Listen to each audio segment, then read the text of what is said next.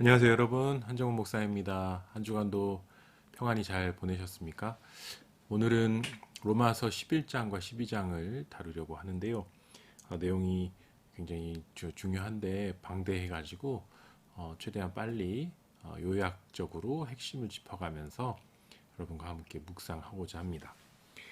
먼저 11장은 한마디로 말하면 바울이 이방인의 사도지만 그럼에도 불구하고 나는 유대인으로서 내 동족인 유대인들을 주님께로 돌아오게 하는 일에 내 사명을 가지고 최선을 다하고 싶다. 뭐 그런 선언이라고 할 수 있습니다. 그래서 내 동족 유대인들을 어떻게 주님께로 돌아오게 할 것인가. 그 간절한 소망을 담은 그런 선언문이라고 할 수 있는데 11절에 보면은 하나님이 자기 백성을 버리셨느냐? 그렇지 않다. 왜냐하면 나 자신도 사울 자신도 베냐민 지파다. 여러분 베냐민 지파 알고 계시죠? 그 구약의 사울 왕도 베냐민 지파였죠. 가장 작은 지파예요. 왜냐하면 12형제 중에 막내이기도 하고 또 사사기에 보면은 베냐민 지파가 아주 패역한 일을 행해서 이스라엘 사람들이 전체가 그 패역한 사람들을 내놓으라고 했을 때 전체 한 종족에게 맞섰죠. 지파에게. 그래가지고 거의 도륙이 다 되고 600명의 남자만 남아서 거의 민족 하나가 그 지파 하나가 사라질 위기에 처했었습니다. 그렇게 다시 소생한 지파가 베냐민 지파이기 때문에 어떻게 보면은 막내에다가 제일 미약한 지파로 전락해버린 거기에서 사울 초대 왕이 나왔고 그 지파에서 지금 사도 바울이라는 신약의 최고의 12제자 중에도 속하지 못했지만 어쨌든 신약 성경 전체를 3분의 2를 가까이를 쓴 사도가 베냐민 지파에서 나왔다라는 사실을 보죠. 그러니까 이제 2절에 하나님이 미래하신 자기 백성을 버리지 아니하셨다.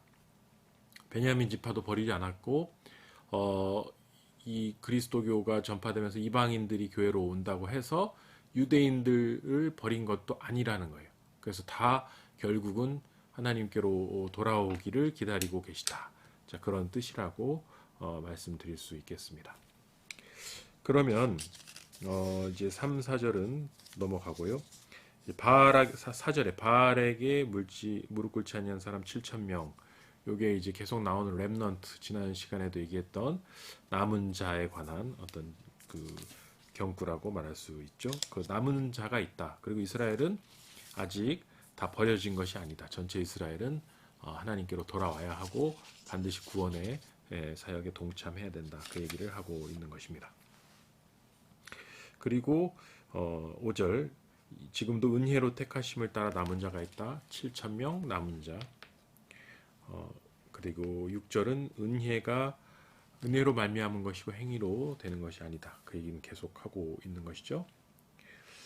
자, 그리고 7절에 보면은 이스라엘이 구하는 그것을 얻지 못하고 오직 택하심을 입은 자가 얻었고 그 남은 자들은 우둔하여졌다. 이게 뭐냐면 이스라엘이 구원을 원했지만 실제로 그게 행위만 추구했기 때문에 되지 않았고 오히려 택하심을 입은 자는 다른 자들이 택하심을 받았다라는 거예요. 이방인들이.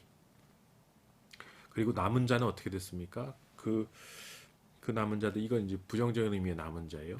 그 이스라엘 선택받지 못한 자들로서의 남은 자인 이스라엘 원래 백성들은 우둔해졌다. 그래서 마음이 어두워져서 복음을 받아들이지 않고 예수님을 박해하고 부인하는 일을 하게 됐다라는 거죠.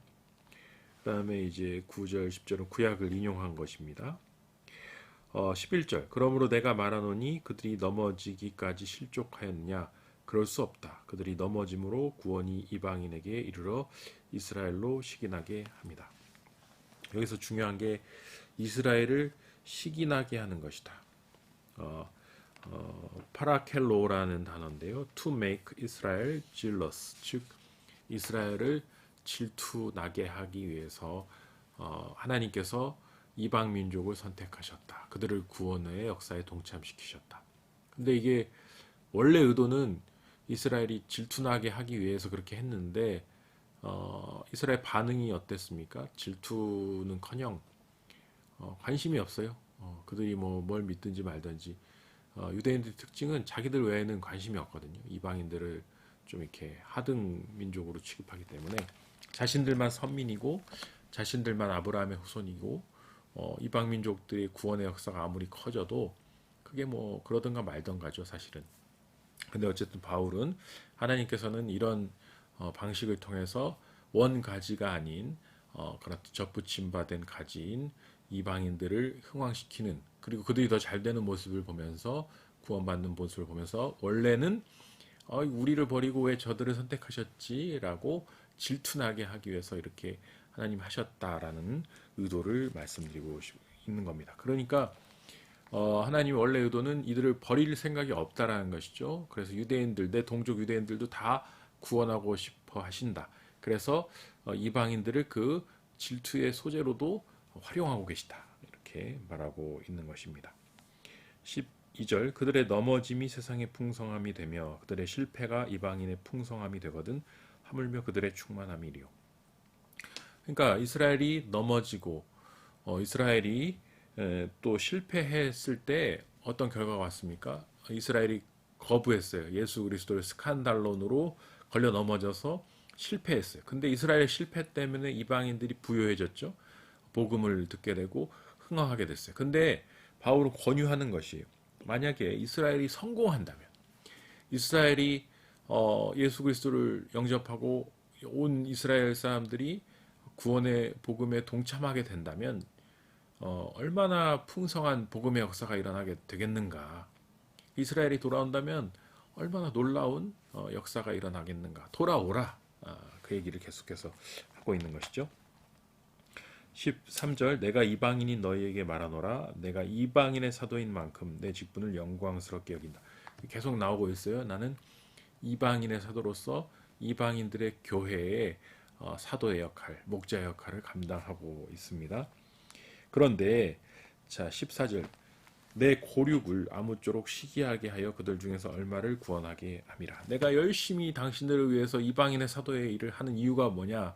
당신들을 사랑하기 때문이기도 하지만 또 다른 목적이 뭐냐면 내 골육을 시기나게 하는 것이다. 저 사도 바울이 저 우리가 유대교가 낳은 인재가 우리를 떠나서 버려서 가서 이렇게 큰 활동을 통해서 교회들을 세우고 또 이방인들이 이렇게 잘 되는 모습들을 사도 바울을 통해서 들으면서 유대인들이 시기가 좀 났으면 좋겠다 이거예요. 관심을 좀 가지고 쟤네들 왜 이렇게 잘 될까? 사도 바울이 왜 쟤네들한테만 잘해줄까? 당신이 우리한테 와서 우리에게도 복음을 들려주고 우리 가운데도 그 예수의 교회를 세워달라. 이런 요청이 오기를 고대하고 있다라는 겁니다. 바울의 희망사항이 희망사항. 근데 이때 당시에 유대인들이 전혀 시기 질투하지 않았거든요. 그거는 희망사항이 제대로 반영이 안 된 것이죠. 똑같습니다. 15절, 그들을 버리는 것이 세상의 화목이 되거든 그 받아들인 것이 죽은 자 가운데서 살아나는 것이 아니면 무엇이리요. 그들이 버려졌을 때 세상이 화목했는데 그들이 다시 돌아온다면 이게 부활의 기쁨이 아니겠는가. 16절, 제사하는 처음 익은 곡식가루가 거룩한즉 떡덩이도 그리하고 뿌리가 거룩한즉 가지도 그러하다. 이게 뭐냐면 처음 익은 곡식가루가 뭐겠습니까? 유대인들을 말하는 것이죠. 유대교. 처음 복음이 잉태된 그 창세기부터 구약 전체의 그 놀라운 하나님의 구원의 섭리가 유대인들에게서부터 잉태됐고, 그 유대교가 처음 익은 곡식가루인데 그걸 바탕으로 뭘 만들었습니까? 떡덩이. 바로 초대교회. 지금 예수 그리스도의 복음의 공동체, 이방인들의 교회를 말하죠. 근데 첫 교회 공동체 곡식가루인 유대교가 거룩하기 때문에 그 거룩한 반죽으로 만든 이 교회가 거룩한 거예요. 뿌리가 거룩한즉 가지도 거룩하다. 이 둘이 다르지 않고 하나라는 것입니다. 그러니까 이거를 배척의 관계, 단절의 관계로 보는 게 아니라 구약과 신약을 연결시키려고 하는 것이고 유대교와 그리스도교를 연결시키려고 하는 것입니다. 바울은 철저히 이 구약과 신약을 연결시키려고 하고 유대인들의 어떤 그 뿌리에 대한 동경 내지는 자부심이 사라지지 않았어요. 단지 그걸 그들이 잘못 해석하고 있고 예수 그리스도를 거부함으로 말미암아 이 풍성한 거룩한 유산을 지금 제대로 활용하지 못하고 있다라는 게 바울의 문제 의식이지, 이게 완전히 틀렸고 이걸 버려야 되고 이거로부터 결별해야 된다라는 생각이 전혀 없음을 우리가 여기서 이제 볼 수 있는 것입니다. 그래서 우리는 개신교인이지만 굉장히 우리의 뿌리라고 바울이 얘기하고 있는 이 유대교, 즉 구약 성경을 비롯한 유대교 뭐 경전들, 유대교의 어떤 학파들의 해석들, 이런 것들도 관심을 갖고 볼 필요가 있어요. 왜냐하면 구약을 제대로 이해하는 것이 신약을 더 깊이 이해하기 위한 아주 중요한 초석이 되거든요. 그래서 우리가 이걸 늘 상관관계 속에 성경의 어떤 전체적인 통일성을 가지고 이걸 볼 수 있어야 하겠습니다. 자, 17절. 또한 가지 얼마가 꺾였는데 돌 감람나무인 내가 그들 중에 접붙임이 되어 참 감람나무 뿌리에 진액을 함께 받는 자가 되었다. 이 감람 발음이 잘 안 돼. 돌 감람나무가 그 이방인을 말하고 참 감람나무가 바로 유대인을 말해요. 이거는 사실 이방인이 들을 때 좀 서운할 수 있는 얘기죠. 근데 여기서 지금 바울은 철저히 내 동족 유대교인들을 위주로 얘기하고 있기 때문에 좀 서운해도 어쩔 수 없어요. 그래서 이제 참 감람나무가 꺾인 자리에 돌 감람나무가 와서 접붙임이 됐다라는 것이 니네가 이제 이방인이 후에 들어온 거예요. 예, 그게 맞는 거죠. 뭐 사실 우리가 한국 교회가 복음이 전래된 지 개신교는 뭐 120주년 이제 좀 넘어가고 있고 뭐 가톨릭까지 치면 300년. 근데 이 유대교 역사 5,000년 그 이상까지 올라갈 수 있는데 그거에 비하면 300년은 아주 후발 주자인 것이잖아요. 그래서 그 오래된 역사의 뿌리를 우리가 간과할 수는 없습니다. 19절. 그러면 내 말이 가지들이 꺾인 것은 나로 접붙임을 받게 하려 함이라 하리니. 그렇죠? 옳도다. 20절. 그들은 믿지 아니함으로 꺾이고 너는 믿음으로 섰다. 그렇죠? 근데 높은 마음을 품지 말고 도리어 두려워하라. 왜요? 교만하지 말. 우리더러 하는 얘기예요. 이건 이방인 교회. 우리가 유대교보다 잘났다고 생각하지 말라는 거예요. 유대인들보다 잘났다고 생각하지 말라는 것입니다.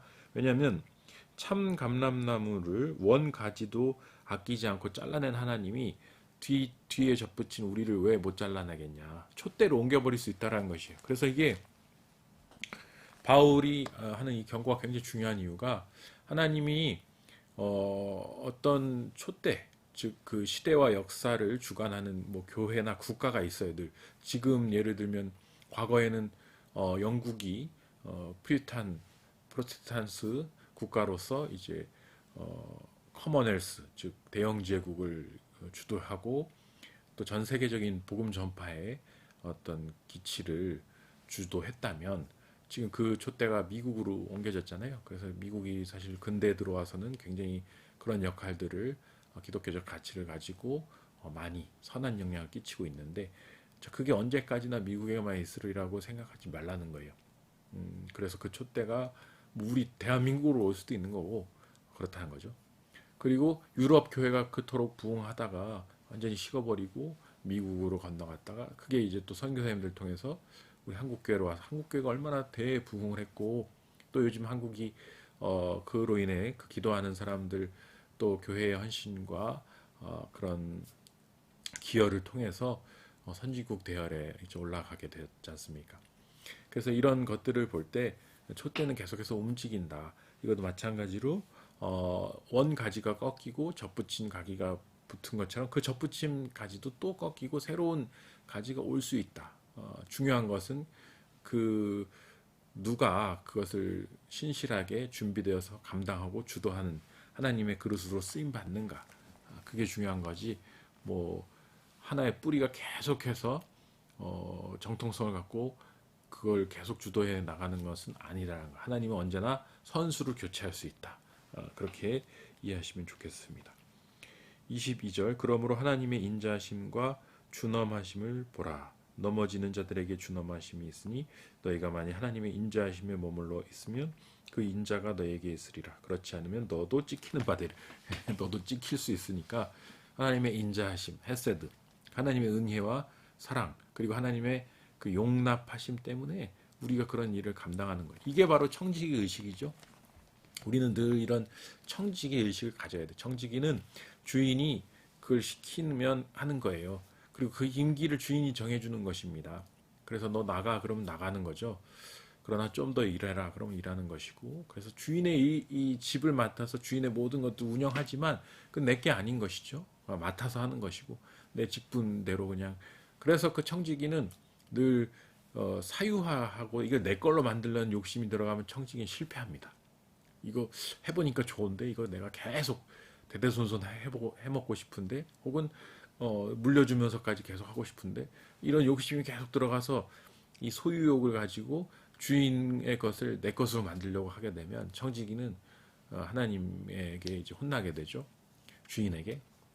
그래서 우리는 늘 이 유혹으로부터 자신을 경계하려고 애써야 합니다. 이건 내게 아니다. 이건 절대 이게 내게 아니고 하나님께서 주신 것이고 맡기신 것이니까 철저히 하나님의 뜻대로 사용하고 활용하고, 그리고 하나님이 주신 모든 것들을 활용해서 내 이익을 취할 것이 아니라 전체 하나님이 맡기신 하나님의 모든 사람들과 조직들과 그런 것들을 이롭게 하는 일에 내가 사용되면 좋겠다. 그게 하나님 기뻐하시는 청지기의 삶이다.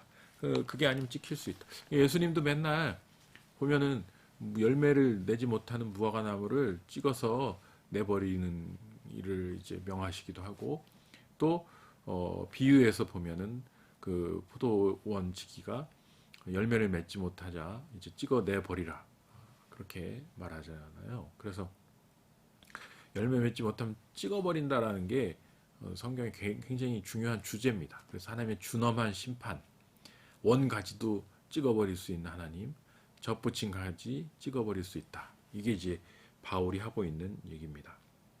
23절, 그들도 믿지 아니하는데 머무르지 아니하면 접붙임을 받으리니 이는 그들이 접붙이실 능력이 하나님께, 그들을 접붙이실 능력이 하나님께 있다.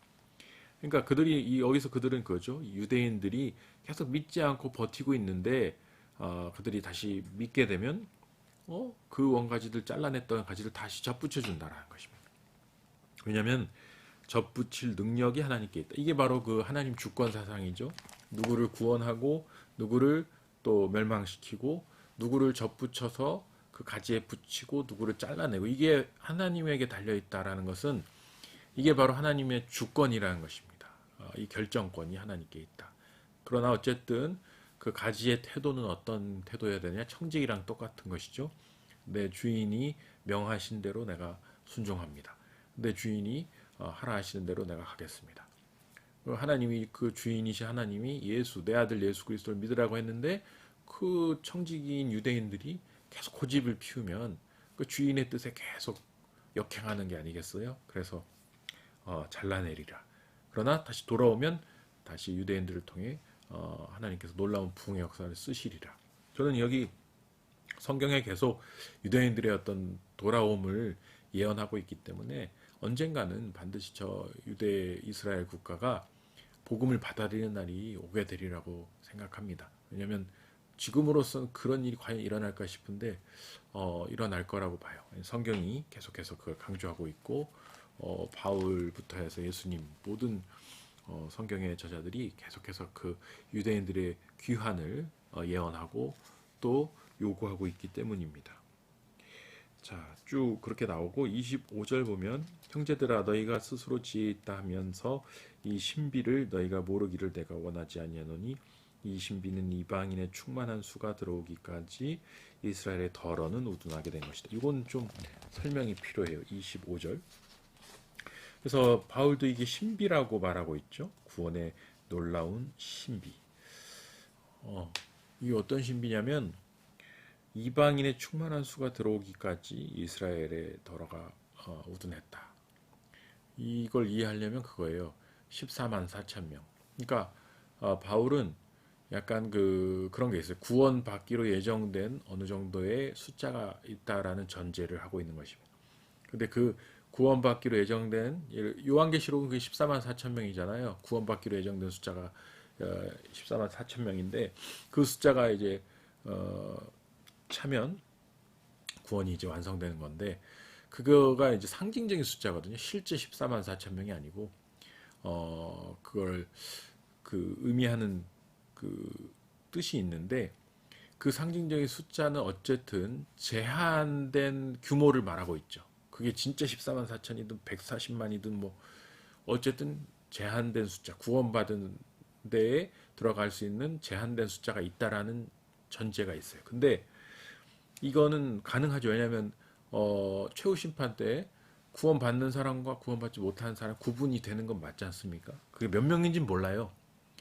근데 그 포션, 그 구원받는 그 부분이 제한되어 있기 때문에 그 포션이 이제 어느 정도 이방인들의 포션이 있다는 얘기예요. 지금 바울 얘기는. 그래서 이방인들이 그 숫자만큼 충분히 들어오면 그 다음에 이제 유대인에게 나머지 공간을 제공한다. 그때까지는 이스라엘을 우둔하게 둔다. 못 믿게 한다. 그런 뜻이거든요. 요 얘기가. 그게 신비다. 그걸 모른다. 근데 저는 이게 잘 아직도 이 부분은 제가 잘 이해가 안 돼요. 성경에 여러 어려운 부분들이 있지만 이건 제가 이제 아무리 기도하고 또 연구해도 저도 잘 모르겠네요.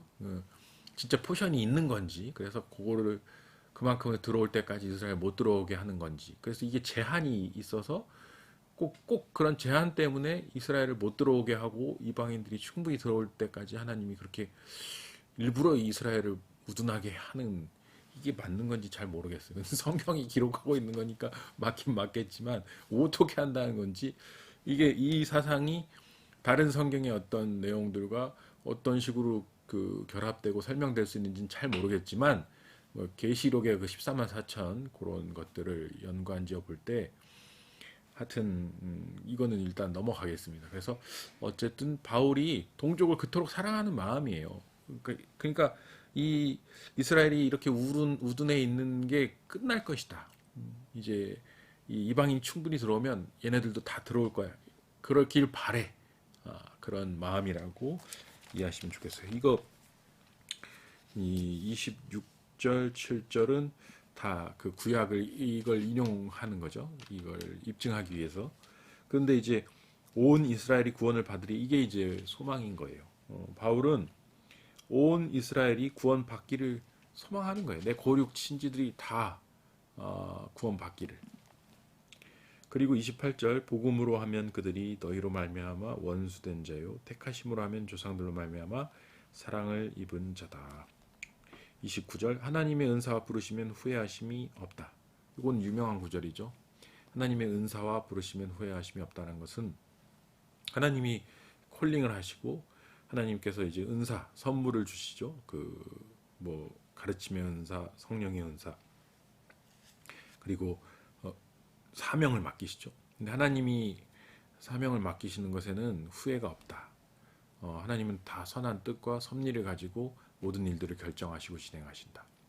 근데 또 한편으로 이거 보면 사울을 왕을 세운 걸 내가 후회하노라 막 그렇게 하셨거든요. 후회 안 하신다고 됐는데 후회하시는 게 또 있어요. 그래서 그거는 사울 왕을 왜 그러면은 부르셨는가? 왜 사울을 왕으로 부르셨는가? 왜 그래놓고 후회하시는가? 그렇게 생각할 수 있는데 그거는 좀 이렇게 의인화된 표현이라고 이해하시는 게 좋겠고 그 후회함은 안타까움이라고 이해하는 게 좋겠습니다. 그래서 저는 하나님이 사울을 사울로 부르셔서 세우시고 초대왕으로 세우신 거에도 분명히 선한 뜻과 그 실패조차도 하나님의 선한 뜻이 분명히 들어가 있을 것이라고 생각해요. 그래서 제2대 왕인 다윗을 더 보다 잘 세우기 위한 하나의 어떤 역할로서 사울이 간 게 아닌가. 그게 바울의 논리로 가면 하나는 귀 있을 그릇, 하나는 천 있을 그릇을 토기장이가 만드는데 누가 뭐라고 하리요. 그러니까 사울은 천 있을 그릇이고 다윗이 귀 있을 그릇인 거예요. 이 논리대로 하면. 그러나 어쨌든 천 있을 그릇을 세운 것을 하나님 후회가 없는 것이죠. 사울 입장에서는 억울하죠. 왜 나를 그렇게 하셨습니까? 근데 하나님이 사울을 그렇게 만든 건 또 아니에요. 그냥 그를 그렇게 가도록 그가 그 길을 선택한 것이죠. 그러나 그 길을 선택해서 진행하는 것을 내버려 둔 거죠. 그게 이제 제가 계속 강조하는 유기죠.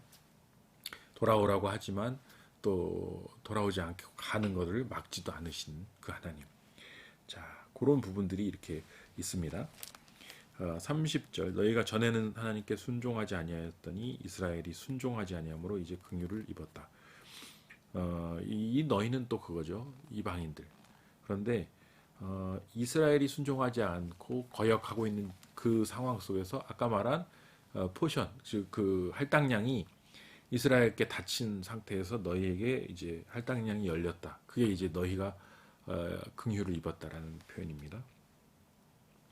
쭉 이제 같은 얘기들 하고 있고 32절 하나님이 모든 사람을 순종하지 아니하는 가운데 가두어 두심은 모든 사람에게 긍휼을 베푸. 이것도 굉장히 많이 인용되는 구절이거든요.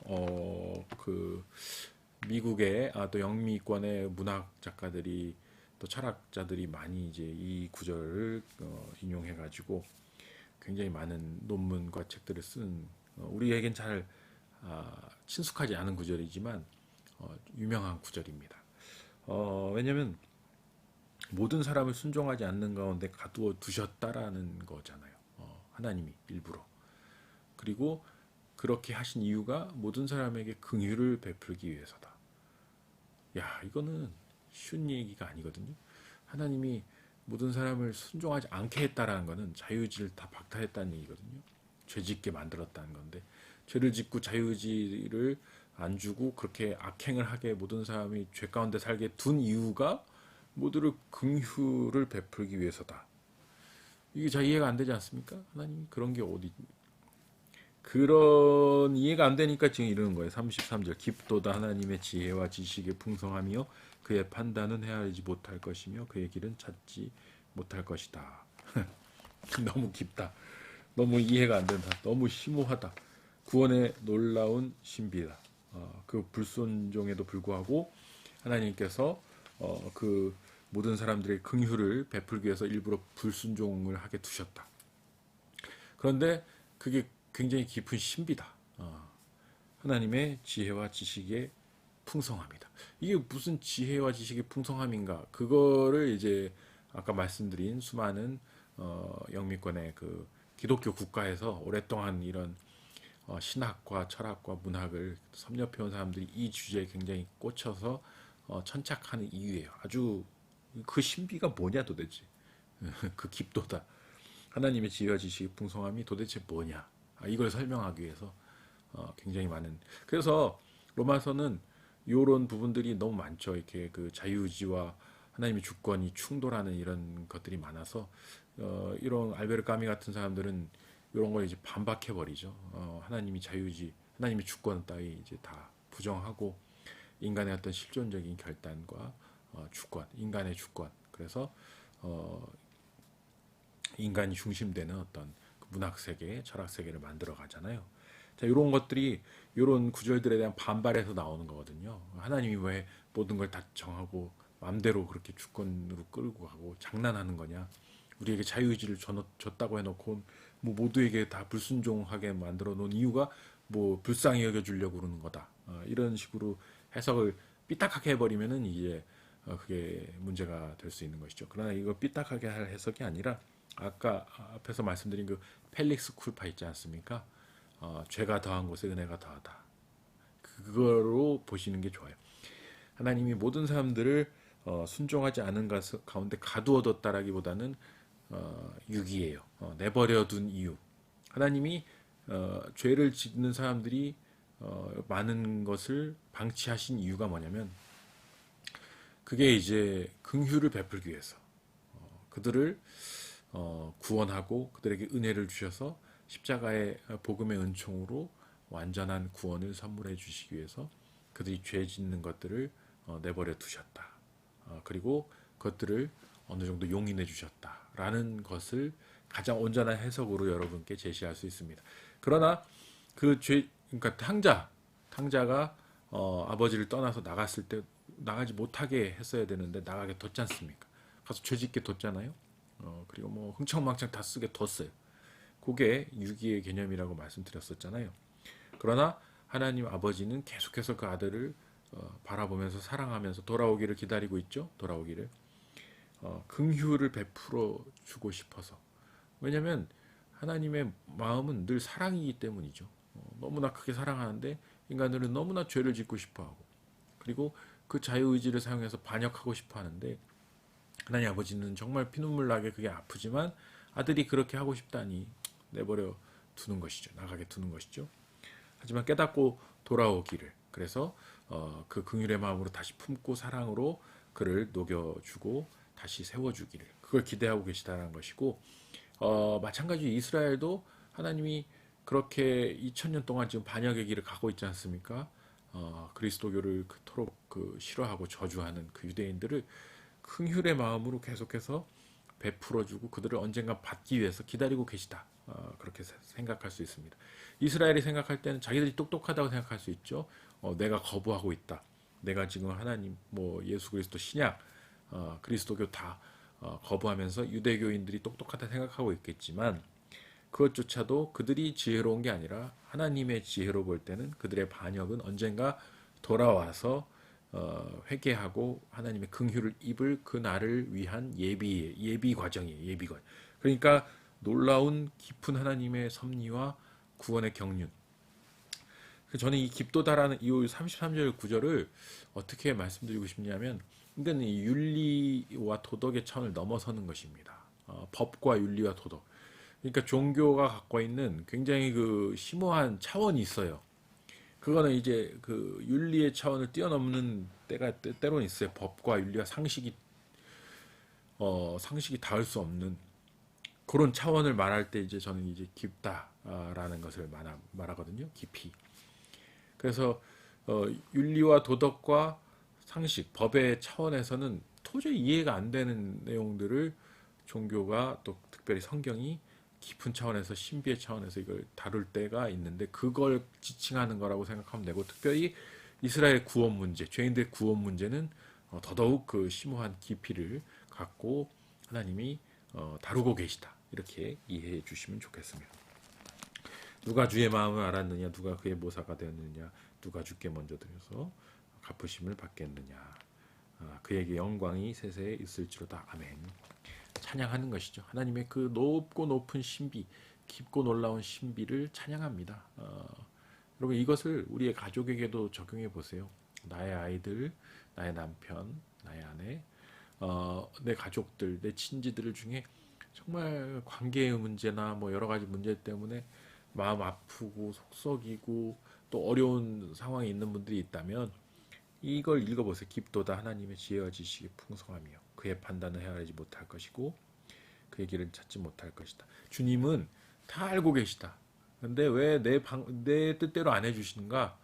당장 내가 원하는 대로 왜 안 해주시는가? 하나님은 다 알고 계시지만 나보다 훨씬 더 귀하고 놀라운 길을 예비하고 훨씬 더 지혜로운 판단을 가지고 나와 내 가족들의 앞길을 인도하고 계십니다. 그런 믿음을 가지고 이 구절을 보시면 좋겠어요. 자, 12장 1절. 그러므로 형제들아, 내가 하나님의 모든 자비하심으로 너희를 권하노니 너희 몸을 하나님이 기뻐하시는 거룩한 산 제물로 드리라. 이는 너희가 드릴 영적 예배니라. 여기 보면 이게 너무 유명한 구절이잖아요. 한 가지 말씀드리고 싶은 게 뭐냐면, 자, 거룩한 산 제물로 우리를 드려라. 이거는 너무 많이 우리가 들었던 것이죠. 바로 우리의 삶이 예배가 되는 것이에요. 우리의 일상이, 우리의 삶의 자리가 예배의 자리가 된다. 그게 뭐냐면 거룩하게 살라는 뜻이에요. 성화의 삶을 살아라. 말씀대로 살아라. 그게 거룩한 산 제물이 되는 것이죠. 오른밤을 왼밤을 돌려대고 또 오리를 가자고 하면 십리를 가고 이런 것들이 있지 않습니까? 그리고 선한 사마리아인처럼 살라는 건데, 자, 그게 중요한데 여기 보면 영적 예배라고 나오죠. 이게 이제 우리를 좀 헷갈리게 합니다. 영적 예배가 뭐지? 굉장히 이제 성령의 감동이 있는 그런 이렇게 찌릿찌릿한 그런 예배인가? 이렇게 전기가 통하는 그런 예배인가? 그게 아니고 원문에 보면 이게 로기코스로 돼 있어요. 그래서 푸뉴마티코스가 아니고 로기코스, 즉 로지컬이라고 보시면 됩니다. 리저너블, 지금 영어로 바꾸면. 그래서 합리적인, 그리고 그 로기코스가 이제 논리적인이란 뜻이잖아요. 그렇죠? 아주 의외의 단어입니다. 의외의 뜻을 갖고 있습니다. 근데 왜 이걸 영적으로 번역을 했냐면 로고스가 이제 로기코스가 로고스의 형용사형인데 로고스가 말씀이지 않습니까? 요한복음 1장 1절에 말씀이 육신이 되어 우리 가운데 거하시며 할 때 그 말씀이 로고스인데 로고스가 말씀이란 뜻이 있지만 또 어떤 뜻이 있냐면 그리스 철학 용어에서는 그게 원리란 뜻이 있습니다. 그래서 그 원리라는 것은 모든 세상에 존재하는 모든 물리학적인 법칙이든 세상의 이치죠. 우리 그 동양 철학에 의하면 리라는 거 있지 않습니까? 리. 그런 어떤 이치, 뭐 그런 것들을 가리키는 단어가 로고스인데 모든 순리에 맞다란 뜻이에요. 그런 의미에서. 그래서 이제 그게 원칙이 되고 프린서플이 되고 리즌, 이성이 되고 이성에 맞는 부합되는 모든 원칙과 질서에 부합된다는 뜻으로서의 로고스거든요. 그게 철학 용어. 근데 그게 동시에 또 말씀이기도 하고. 그래서 요한복음 1장 1절이 말하는 로고스는 굉장히 그 다양한 의미의 그런 것들 담고 있는데 자, 그 말씀이신 예수님이 왔다라는 것은 원칙이신 예수님, 세상에 만든 원리, 창조의 원리이신 세상을 다스리는 제1법칙이 왔다라는 것이기도 하거든요. 그러니까 영적 예배란 무엇이냐? 말씀대로 드리는 예배, 말씀에 부합한 예배. 그러니까 당연히 예배의 가장 중요한 요소가 뭡니까? 말씀 듣는 거죠. 그리고 성경 말씀 듣고 말씀에 의지해서 기도하고 말씀으로 찬양하고 말씀으로 교제하고 이 말씀 중심이 된다는 게 영적 예배인 것입니다. 그러니까 영적 예배라는 게 뭐 방언기도 하고 예언하고 뭐 환상을 보고 이게 영적이고 그냥 뭐 성경 공부하면은 육적이고가 아니고 성경 자체가 영적이라는 것입니다. 그래서 성서 안에 새로운 세계는 뭐냐? 성서가 문자로 쓰여져 있지만 로고스로 쓰여져 있지만 그 로고스가 사실은 단순한 문자가 아닌 이 모든 영과 육과 세상과 3차원과 4차원 그리고 뭐 12차원이 됐든 뭐 우주 전체를 다스리는 모든 차원을 연결하는 원리다. 그러니까 말씀의 세계로 들어갈 때는 영적 세계도 열리는 것이고 육적 세계도 열리는 것이고 우주도 열리는 것이고 땅도 열리는 것이고 천국도 열리고 지옥도 열리고 지옥은 열리면 안 되지. 그래서 그 모든 것들이 열리고 연결되는 어마어마한 차원이 열리는 거예요. 그거를 그리고 막 죽은 자가 살아나고 병자가 고침을 받고 귀신이 놀라서 떠나가고 천사가 내려오고 홍해가 갈라지고 감옥 문이 열리고 막 모든 차원이 다 연결되기 때문에 이게 가능해지는 거예요. 어마어마하지 않습니까? 그러니까 영적 예배란 건 말씀이 제대로 그 힘을 가지고 우리를 완전히 이제 지배하게 되면 말씀으로 엄청난 하나님의 다이나믹이 일어난다. 그런 걸 여러분 경험해 주시면 좋겠어요. 그러니까 이건 환호에 찬 바울의 선포거든요. 우리의 영적 예배를 통해 거룩한 산 제사를 드려라. 이 하나님의 권능을 마음껏 누려라. 그런 뜻입니다. 그리고 2절 너희는 이 세대를 본받지 말고 오직 마음을 새롭게 함으로 변화를 받아 하나님의 선하시고 기뻐하시고 온전하신 뜻이 무엇인지 분별하도록 하라. 마음을 새롭게 함으로 이 세대를 거슬러라. 이 세대는 아이온이란 건데 곧 바울 당대의 시대를 말하거든요. 로마 제국이 다스리고 있는 그런 풍습과 관습들이 있지 않겠습니까? 거기에 거슬르라는 거예요. 그 흐름에 노예 제도가 있고 막 그런 거에 거슬르라는 거예요. 그래서 성경 중심의 세상으로 바꿔내라 그런 뜻입니다. 그러니까 이때 당시에 바울은 동성애에 저항했던 것이고 노예 제도에 저항했던 것이고 여성 차별, 여성 혐오적인 것들에 저항했던 거거든요. 지금도 마찬가지예요. 지금도 우리는 이 세대와 화합할 수가 없어요. 언제나 이 세대는 그리스도의 나라와 늘 충돌하게 되어 있습니다. 그래서 두 나라 이론 있지 않습니까? 아우구스티누스가 말하는 하나님의 나라와 세상에 속된 나라는 늘 충돌하게 되어 있어요. 그래서 가치가 충돌합니다. 가치가. 그래서 그 가치 충돌에서 변화시켜라. 너 자신을 변화시키고 이 세상을 변화시켜라. 트랜스포메이션 변화시켜라. 개혁하라. 얼마나 멋진 일입니까? 우리의 삶은 그냥 관성에 젖고 타성에 젖은 안주하는 삶이 되어서는 안 되고요. 하나님이 주시는 그 가치에 적합하고 부합하기에 나 자신을 트랜스폼하고 내가 속해 있는 모든 곳을 트랜스폼하면서 더 하나님의 나라에 가까운 모습으로 바꾸어 나가는 그게 재밌는 거 아니겠어요? 예, 그래서 계속해서 뭔가 창조할 때 인간은 제일 행복하거든요. 우리가 예술가들이 비록 가난하고 경제적으로는 많이 어려운 예술가들이 많지만 만족도가 제일 높은 이유가 뭐냐면 자기가 좋아하는 일을 하고 창작하는 일을 하니까 좋아서 만족도가 높은 거거든요. 그래서 정말 우리가 제일 행복할 수 있는 건 뭘 만들어낼 때 자녀들을 키우는 것도 왜 행복하냐면 자녀들을 정말 아름답게 건강하게 그들의 앞길을 잘 만들어 가는 거거든요. 그래서 재밌는 거예요.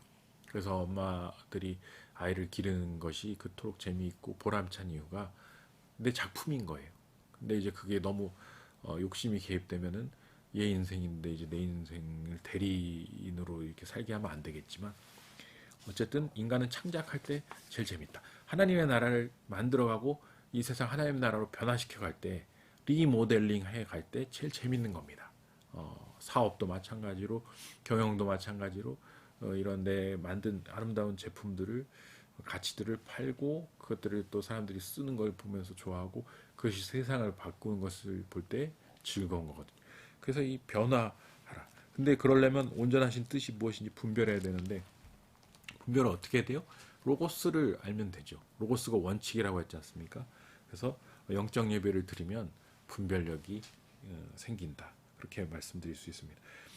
그리고 이제 뭐 3절부터 쭉은 그 직분들, 그 다음에 공동체적인 삶인데, 요건 한번 쭉 읽어보시면 좋겠어요. 네. 너무, 우리를 정말 꼭 필요한 얘기들이고, 읽으면 다 이해되는 우리 삶의 강령들이고 지침들이기 때문에 요거는 그냥 건너뛰고 다음 시간에는 13장 하도록 할 텐데요. 13장은 이 굉장히 중요한 권세에 대한 부분을 다룰 거기 때문에 다음 시간에는 또 13장부터 또 우리가 다루도록 하겠습니다. 한 주간도 건강하시고요, 여러분. 또 다음 주에 뵙도록 하겠습니다. 네, 수고 많으셨습니다.